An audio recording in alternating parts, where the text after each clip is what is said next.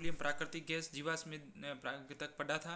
Petroleum संभवतः जलीय जीवों जो भूवैज्ञानिक काल के दौरान पाए जाते हैं, भूवैज्ञानिक काल है उनके दौरान से हुआ है पेट्रोलियम का संभवतः।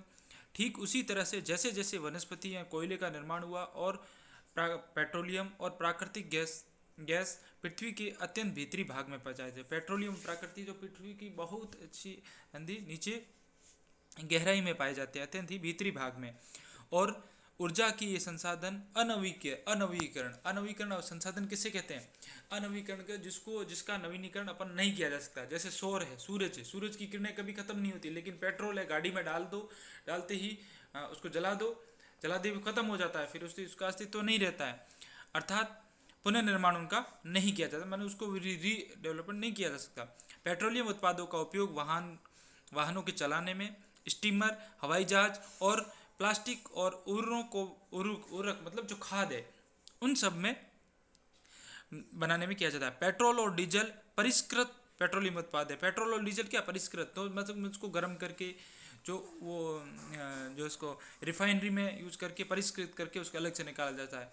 सबसे पहले पेट्रोल निकलता है अच्छी क्वालिटी का, फिर दूसरा वाला नॉर्मल पेट्रोल, और फिर डीजल है, केरोसिन है, ये चीज़ें अलग अलग। फिर लास्ट में जो बचता है उससे वैसलीन है, प्लास्टिक है, ये चीज़ें बनाई जाती है। और जिससे जो सबसे लास्ट में बचता है उसको बोलते हैं चारकोल जो रोडों के लिए यूज़ किया जाता है, जिसको अपन डामर भी कहते हैं। ठीक है, और आपने शायद ये सब क्या है पेट्रोलियम उपलब्ध, आपने शायद सीएनजी का नाम भी सुना होगा। सीएनजी यानी संपीड़ित प्राकृतिक गैस, मतलब ठीक है, कंप्रेस्ड प्रेशर गैस, ठीक है, के बारे में सुना होगा। आजकल वाहनों को चलाने के लिए इसका उपयोग में लाया जा रहा है। इसे एक स्वच्छ ईंधन माना जाता है। प्राकृतिक गैस और डीजल का उपयोग विद्युत उत्पादन में किया जाता है। एलपीजी जो लिक्विफाइड पेट्रोलियम गैस मतलब द्रवीय पेट्रोलियम गैस को सिलेंडरों या पाइपलाइन के द्वारा लाया जाता है और खाना पकाने के ईंधन के रूप में किया जाता है। पेट्रोलियम को खनिज तेल भी कहते हैं। पेट्रोलियम को क्या कहते हैं? खनिज तेल भी कहते हैं। पेट्रोलियम को खनिज तेल भी कहते हैं, ठीक है। उसके बाद पेट्रोलियम के समान प्राकृतिक गैस भी गैसीय हाइड्रोकार्बन का एक मिश्रण होती है। ऊर्जा अन्य स्रोतों जैसे सूर्य मतलब सौर ऊर्जा, पवन मतलब पवन ऊर्जा जो विंड मिल लगी होती है या पवन चक्की लगी होती है, जीव अपशिष्ट यानी बायोगैस जो जीवों के अपशिष्ट मतलब जैसे गोबर है, ये चीज़ें क्या है जीव अपशिष्ट है, जो उनसे बायोगैस, समुद्र मतलब जो समुद्र में जो एक 15 दिन में ज्वार भाटा आता है उससे जो ऊर्जा बनती है उससे ज्वारीय ऊर्जा। रेडियो एक्टिव खनिज नाभिकीय जो मतलब जो रिएक्टर लगे होते हैं परमाणु के, वो नाभिकीय ऊर्जा से प्राप्त होती है। खनिज अयस्क या खनिज अयस्क धातुओं के रासायनिक यौगिक, धातुओं के क्या होते हैं? रासायनिक यौगिक होते हैं अलग अलग, जैसे एल्यूमिनियम, आयरन, एल्यूमिनियम मतलब एल्यूमिनियम, आयरन लोहा, कॉपर, तांबा, जिंक, मैग्नीज, ये सभी अयस्क क्या है? ये सब अयस्क क्या है? पृथ्वी के एक संचित भंडार के रूप में पृथ्वी में एक भंडार के रूप में पाए जाते हैं। एल्यूमिनियम का उपयोग बर्तन और वाहनों के विभिन्न भागों, एल्यूमिनियम का बर्तन बनाने में, वाहनों के विभिन्न प्रकार के पार्ट्स बनाने में, और हवाई जहाज और अंतरिक्ष में कार्य करते हैं। हवाई जहाज और अंतरिक्ष यान बनाने में, जो अंतरिक्ष यान है, जो रॉकेट है, जो अभी लॉन्च हुआ है, कौन सा रॉकेट? अभी जो चंद्रयान गया था, इस प्रकार के जो रॉकेट हैं उन चीज़ों को बनाने के लिए किया जाता है। आयरन और उसके संरक्षण का उपयोग हथियार बनाने में, हथियार है, भारी मशीनरी जो बहुत वजनी मशीनरी, क्रेन है, बुलडोजर है, ये सब जो भारी मशीनरी जो होती है ना, ट्रेन है, बनाने के लिए किया जाता है, ठीक है।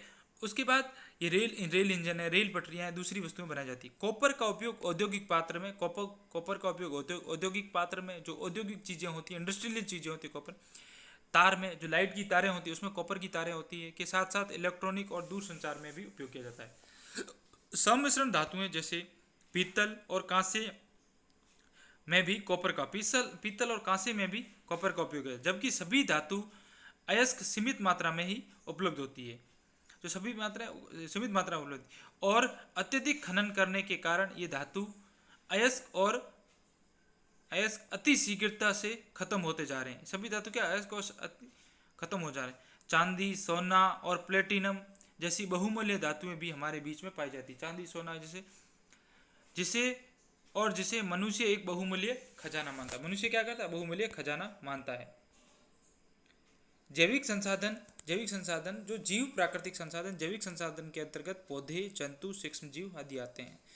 अब जैविक संसाधन जिनमें जीवन होता है वो जैविक संसाधन, जैसे पौधे हैं।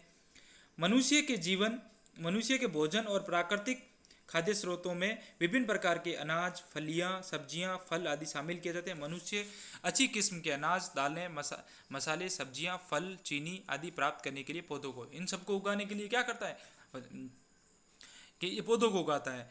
और रेशा प्रदान करने के लिए, उगाने के लिए मनुष्य को कपास, रेशा मतलब कपड़े बनाने के लिए जो रेशे बनाते हैं उनके लिए कपास है, जूट है, पटसन इत्यादि होते हैं। फूलों की विभिन्न किस्मों को सजावटी कामों के लिए उगाया जाता है।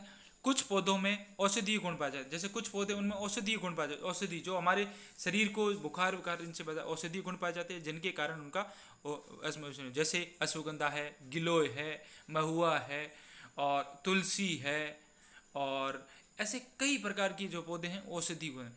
औद्योगिक कच्चा माल जैसे रबर, रेजिन, लकड़ी आदि उत्पादक पाए जाते हैं। ये सब क्या है? कच्चा माल, रबर, रेजिन आदि, लकड़ी, सब ये क्या है? कच्चा माल है। जंतु, बकरी, मछली, अंडे, मुर्गियां, झींगे, केकड़े आदि मनुष्य के भोजन के विभिन्न स्रोत हैं। ये सब क्या है?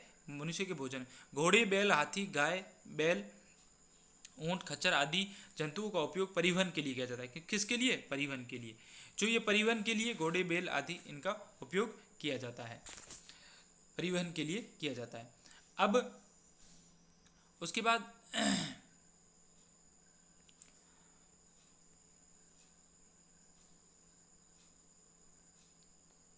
घोड़े, बैल,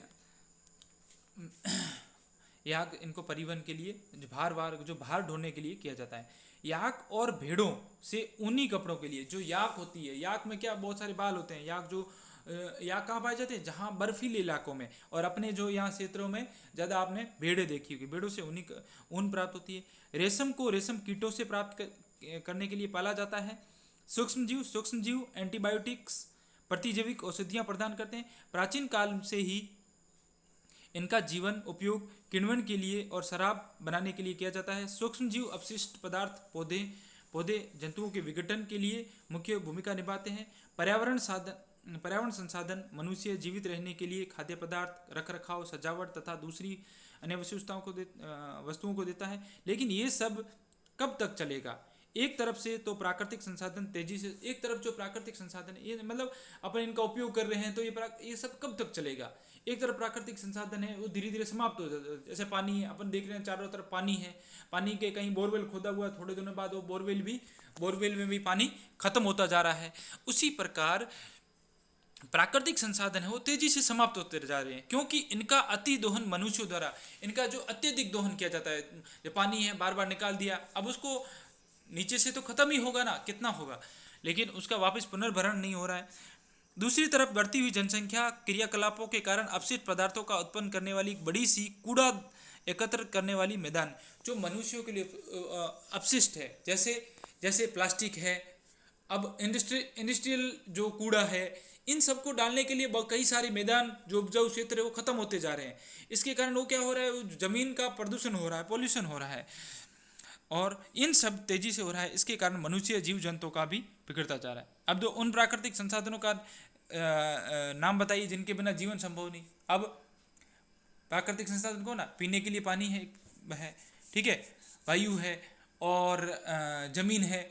उसके जमीन के बिना अपन जीवित कैसे रह सकते हैं? देखो, जमीन के बिना जमीन नहीं बनी, तो उसके बिना प्रत्येक के दो पे पृथ्वी का उपयोग अपन ने कुछ भी उगाने के लिए और अपने रहने के लिए। मानव द्वारा उपयोग की जाने वाली धातुएं लोहा है, तांबा है, सोना है, सब उपयोग की जाती है। काम में वाले दो पशुओं को, गाय है, भेड़ है, बकरी है, ये सब मनुष्य के लिए उपयोग किया जाता है। अब अपन देखते हैं आदिम समाज और पर्यावरण के बीच में संबंध क्या है। इस पृथ्वी पर लगभग 2 लाख वर्ष का भी अधिक समय हो रहा है। आदिम मानव के अभिलेख और उनके क्रियाकलापों में जो जीवाश्मों के साथ चट्टानों में दबे हुए जीवाश्मों के अभिलेख न केवल मानव विकास की विभिन्न अवस्थाओं को प्रदर्शित करते हैं बल्कि आदिम मानव की दिनचर्या और उनके व्यवहार के बारे में जानकारी देते हैं। ये इनके बारे में भी जानकारी देते हैं। पृथ्वी पर लगभग 2 लाख वर्ष पूर्व से भी अधिक समय से रहा है। 2 लाख आदिम मानव अभिलेख और उनके क्रियाकलापों और जीवाश्म चट्टानों में दबे हुए हैं। ठीक है, उनके जीवाश्म चट्टानों में दबे हुए हैं। जीवाश्मों का अभिलेख न करने के कारण उनकी अवस्थाओं को प्रदर्शित करते हैं बल्कि आदिम जीवनचर्या उनके व्यवहारों के जो चट्टानों से अपने जो अभिलेख मिल रहे हैं, अभिलेख मतलब कोई शिलालेख पर कोई भी शिला पर लिखा हुआ, तो ये अभिलेख कहीं पर लिखा हुआ पत्थरों पर चट्टानों पर कहीं पे भी, तो ये अभिलेख मिल रहे हैं जिनसे मतलब लिखित जानकारी प्राप्त हो रही है। ठीक है, अब मानव विकास की कहानी। अब मानव का विकास कैसे हुआ उसकी कहानी बता रहे। जब मानव का विकास आरंभ हुआ तो जंगल कम होने लगे क्योंकि हिमनद होने से ऐसा हुआ कि आज तक भूमि का अधिकतर भाग वनों द्वारा आजकल भूमि का अधिकतर भाग जो क्या है वनों द्वारा ढका हुआ है। कपियों मनुष्यों के निकटतम पूर्वज पेड़ों के नीचे उतर आए हैं और जहां पर वे रहते हैं वे सभी मनुष्य के चारों पादों का उपयोग कर जमीन पर चलते हैं।